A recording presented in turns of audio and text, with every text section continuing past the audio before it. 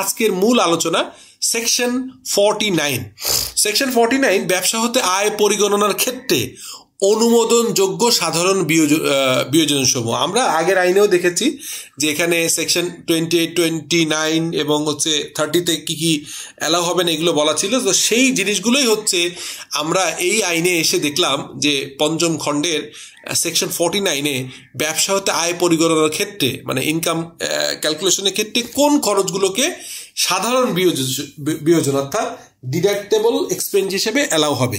তো এখানে বলা আছে এই আইনের বিধানাবলী সাপেক্ষে কোনো আয় বর্ষে কোনো ব্যক্তির ব্যবসা হতে আয় পরিগণনার ক্ষেত্রে প্রত্যেক স্বতন্ত্র এবং ভিন্ন ব্যবসায়ের জন্য নিম্নবর্ণিত ব্যয়সমূহ সাধারণ বিয়োজনের অন্তর্ভুক্ত হইবে, যথা কাঁচামাল, মজুত পণ্য, তারপর ব্যবসায়ের উদ্দেশ্য ও ব্যবসায়ের ব্যবহারের নিমিত্তে পণ্য ক্রয়, ব্যয় বা কোনো অবলম্বিত মজুত পণ্য। অর্থাৎ আপনি যদি ইনভেন্টরি কিনেন সেটি নিয়ে বলা আছে।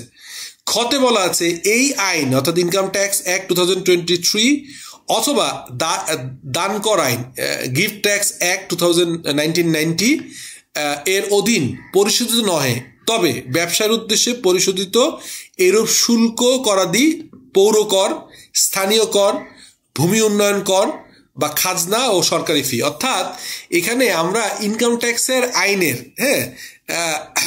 এবং যে গিফট ট্যাক্স 1990-র আন্ডারে নয় এইগুলো ছাড়া, অর্থাৎ আপনি কোনো আপনার গিফট করছেন এটা হবে না। এছাড়া ব্যবসায়ের উদ্দেশ্যে আপনি যদি কোনো প্রপার্টি বা কোনো কিছুর এগেনস্টে যদি কোনো রকম শুল্ক করা দিই মানে কর প্রয়োগ মানে ডিউটি অথবা ট্যাক্স পে করে থাকেন, পৌর কর অর্থাৎ আপনার সিটি কর্পোরেশন ট্যাক্স, স্থানীয় কর লোকাল ট্যাক্স, ভূমি উন্নয়ন কর ও বা খাজনা এবং সরকারি ফি। অর্থাৎ আমরা জানি ঢাকা শহর বা অন্যান্য শহরে সিটি কর্পোরেশন সহ যেগুলো ভূমি স্থানীয় ভূমির যে কর খাজনা এগুলো অ্যালাউয়েবল এক্সপেন্ডিচার হিসেবে আপনি দেখাতে পারবেন।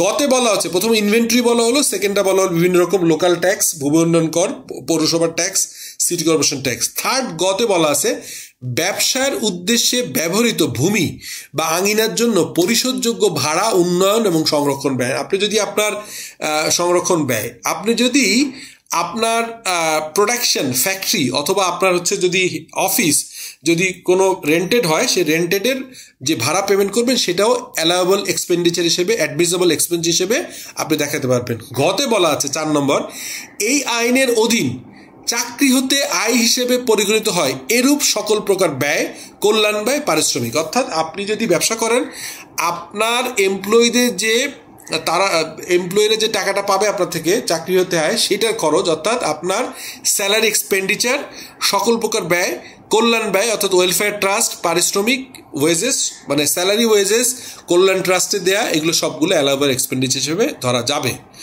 ধরতে হবে।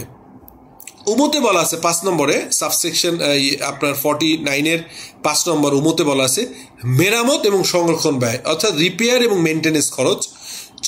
ব্যবসার উদ্দেশ্যে কৃত এবং পরিশোধিত বীমা প্রিমিয়াম অর্থাৎ ইন্স্যুরেন্স প্রিমিয়াম, যেটা ব্যবসার জন্য আপনি এটা ইন্স্যুরেন্স প্রিমিয়ামের পলিসি ক্রয় করেছেন এবং সেটা বীমা প্রিমিয়াম দিয়েছেন।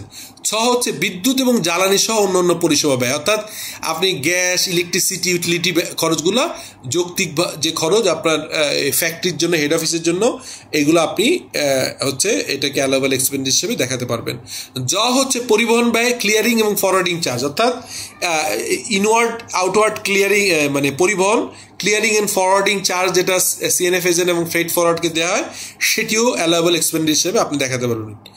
বিক্রয় সংশ্লিষ্ট কমিশন অর্থাৎ আপনি সেলস কমিশন দিচ্ছেন, কোনো দালালি অর্থাৎ আপনি যদি কোনো আপনি ফিস পে করে থাকেন, আপনি যদি কোনো কমিশন দেন, ডিসকাউন্ট বা ওয়ারেন্টি চার্জ প্রভৃতির খরচ অর্থাৎ আপনি পণ্যের ওয়ারেন্টি গ্যারান্টি দিচ্ছেন, ডিসকাউন্ট দিচ্ছেন, আপনি কোনো রকম কমিশন দিচ্ছেন, আপনি দালালি বা ব্রোকারেজ কমিশন দিচ্ছেন, সেগুলো এক্সপেন্ডিচার হিসেবে অ্যালাউয়েবল হবে। বিজ্ঞাপন এবং প্রচারণা ব্যয় অর্থাৎ অ্যাডভার্টাইজমেন্ট এবং যে প্রচারণা আপনি প্রোডাকশনের প্রমোশন যদি করেন, অ্যাডভার্টাইজমেন্ট করেন, সেটি খরচটা আপনার অনুমোদনযোগ্য। কর্মীদের প্রশিক্ষণ বাবদ ব্যয়, এমপ্লয়ীদের যে ট্রেনিং দেওয়া হয় এটিকে অ্যাকচুয়াল খরচ হিসেবে নেওয়া হবে। সাপোর্টিং ডকুমেন্ট এবং টিডিএস কাটা থাকলে এগুলো সবগুলোই প্রপারলি আপনি খরচ হিসেবে দেখাতে পারবেন। হচ্ছে বিক্রয় প্রতিনিধিদের সম্মেলন, হোটেল এবং আবাসন বাবদ ব্যয়। আমরা যে সেলসের জন্য যে কনফারেন্স করি, ন্যাশনাল সেলস মিটিং করি, অ্যানুয়াল আপনার সেলসের যে মিটিং হয়, বিজনেস মিটিং হয়, এগুলোর জন্য হোটেল, আবাসন এবং সম্মেলনের খরচ, আপনার যে কনফারেন্সের খরচ, এটা অ্যালাবেল হবে। হচ্ছে যাতায়াত এবং ভ্রমণ বাবদ ব্যয়, অর্থাৎ আপনি কনভেন্স এবং অ্যালাউন্স যেটা এমপ্লয়ীদের দেন আপনার লোকদের, সেটাকে অ্যালাবেল হবে। ইন্টারনেট সেবা, ডাক এবং টেলিযোগাযোগ সংক্রান্ত ব্যয়, অর্থাৎ ইন্টারনেট বিল এবং যদি মানে পোস্ট যদি খরচ হয়, কুরিয়ার হয়, এগুলো আপনি খরচ হিসেবে অ্যালাবেল হবে।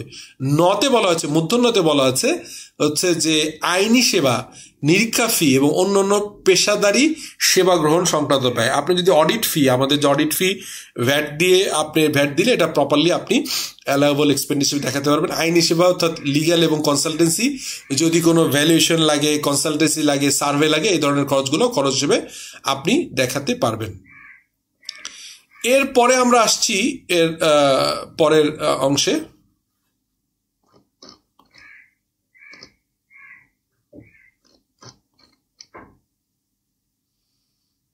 আমাকে একটু সময় দিবেন, এটা কোনো কারণে হ্যাং করে গিয়েছিল। আচ্ছা, তারপরে আমরা দেখলাম হচ্ছে এই পর্যন্ত যে এরপর হচ্ছে ততে বলা হচ্ছে আপ্যায়ন এবং অতিথিশালা সংক্রান্ত ব্যয়, অর্থাৎ আপনি এন্টারটেইনমেন্ট এবং যদি কোনো আপনি গেস্ট হাউস বা এরকম খরচ করেন সেটা হবে। তারপর থতে বলা আছে তৃতীয় তফসিল সাপেক্ষে, অর্থাৎ ডেপ্রিসিয়েশন যেটা আছে আপনার অ্যাসেটের উপরে, তৃতীয় তফসিলের সাপেক্ষে বৈদেশিক মুদ্রার নগদায়িত বিনিময় ক্ষতি, অর্থাৎ এখানে থার্ড শিডিউলে ডেপ্রিসিয়েশনের বাইরেও বলা আছে যে আপনি যদি আপনার হচ্ছে ফরেন কারেন্সি ট্রানজ্যাকশনাল যে খরচটা হয়, অর্থাৎ ক্যাপিটাল গেইন অথবা লস, যদি ক্যাপিটাল লস হয় অর্থাৎ ফরেন কারেন্সি ফ্ল্যাকচুয়েশন লস হয়, সেইটা আপনি খরচ হিসেবে দেখাতে পারবেন। তে বলা হচ্ছে কোনো ক্লাব বা বাণিজ্যিক সমিতিতে প্রবেশ ফি সহ বা তাহাদের সুবিধাদির ব্যবহারের জন্য চাঁদা, অর্থাৎ আপনি যদি এমপ্লয়ীদের বা আপনার অর্গানাইজেশনের কাজের প্রয়োজনে কোনো ক্লাব বা বাণিজ্যিক সমিতিতে যদি অ্যাসোসিয়েশন, যেমন আপনার বিভিন্ন অ্যাসোসিয়েশন থাকে, ঢাকা চেম্বার, এফবিসিসি সহ বিভিন্ন জায়গায় যে আপনার ট্রেড বডির মেম্বারশিপ ফিস, কোনো ক্লাবের মেম্বার, এগুলো অ্যালাউয়েবল এক্সপেন্ডিচার হিসেবে দেখানো যাবে। ধতে বলা হচ্ছে সরকার কর্তৃক স্পন্সরকৃত কোনো ট্রেড ডেলিগেশনের সদস্য হিসেবে বিদেশে সফর সম্পর্কিত কোনো খরচ নির্ভর করা। আমি গত বছর ঢাকা চেম্বারের বিজনেস ডেলিগেশনের টিমে বাণিজ্য মন্ত্রীর সাথে আগের বছর গিয়েছিলাম হচ্ছে তুরস্কে। সো এরকম ট্রেড বডিতে এফবিসিসি ঢাকা চেম্বার থেকে বা বিভিন্ন ট্রেড বডি বেসিস থেকে আমরা যে ভিজিটগুলো করি সেটির খরচগুলো হচ্ছে অ্যালাউয়েবল হবে। রয়্যালটি ফিস, কারিগরি ফিস, হেড অফিস ব্যয়, অর্থাৎ royalty fees, technical know how fees এবং হেড অফিস এক্সপেন্ডিচার, অর্থাৎ আপনি যদি এখানে কোনো ব্রাঞ্চ বা লিয়াজ অফিস থাকে সেটার মেইন প্রোডাক্টের জন্য বিভিন্ন সফট যে আপনার ইন্টেলেকচুয়াল প্রপার্টির এগেনস্টে ফিগুলো দেওয়া থাকে, এটাও অ্যালাউয়েবল এক্সপেন্ডিচার হবে। তবে রয়্যালটি ফি, কারিগরি ফির ক্ষেত্রে নির্দিষ্ট মাত্রা দেওয়া আছে, কত পার্সেন্ট আপনি অ্যালাউয়েবল হবেন, টার্নওভারের সাথে এগুলো সংশ্লিষ্ট আছে। হচ্ছে শ্রমিক অংশগ্রহণ তহবিল, অর্থাৎ ওয়ার্কার প্রফিট পার্টিসিপেশন কল্যাণ তহবিল, ওয়েলফেয়ার ফান্ড এবং বাংলাদেশ শ্রমিক কল্যাণ ফাউন্ডেশন আইন 2006 এর ধারা 234 অধীন স্থাপিত শ্রমিক কল্যাণ ফাউন্ডেশন তহবিলে প্রদত্ত অর্থ যাহা প্রদর্শিত নিট ব্যবসায়িক মুনাফার 5% অধিক নয়, অর্থাৎ আমরা WPPF এর যে হিসাবটা করি সেটা মোট প্রফিটের 5% পর্যন্ত এটা অ্যালাউয়েবল এক্সপেন্ডিচার হিসেবে নেওয়া হবে। ফতে বলা আছে সম্পূর্ণ ও একান্তভাবে ব্যবসায়ের উদ্দেশ্যে নির্ভরকৃত অন্যান্য খরচ ব্যয়, অর্থাৎ আপনি যদি এই উপরে ক থেকে শুরু করে পর্যন্ত আপনি যদি ধরেন, তারপরে আরেকটা মিসেলিনিয়াস ক্লজ দেয়া আছে, সম্পূর্ণ এবং একান্তভাবে ব্যবসায়ের উদ্দেশ্যে বৈধ নির্ভরকৃত খরচগুলো যদি প্রপারলি ভ্যাট কাটা থাকে, এটিও অ্যালাউয়েবল এক্সপেন্ডিচার হিসেবে ধরা হবে।